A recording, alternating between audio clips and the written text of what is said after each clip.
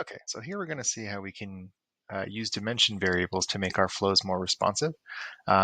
So we'll do this using the grid gap property. And to demonstrate what that is, we have three pieces of content right here. These are three informationals, and you can see that there's a white gap in between each of them. This is the grid gap. What it does is it separates the components that are on a step. So you can see we have three informationals right here. So this, looks a little bit it's too big of a space on mobile, right? We can look at it on desktop and say, okay, you know what, that's pretty good spacing for desktop. I kind of like that. But if, somebody is on an iPhone SE, that's going to be way too much space. So let's make that responsive.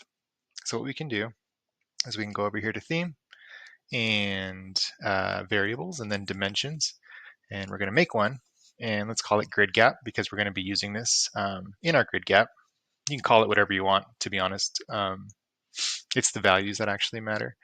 So I think right now the setting is 16px, so let's go ahead and cut that in half. So on mobile, we want it to be 8px. On tablet, we'll do the same. And then on desktop, we're going to leave it at 16px.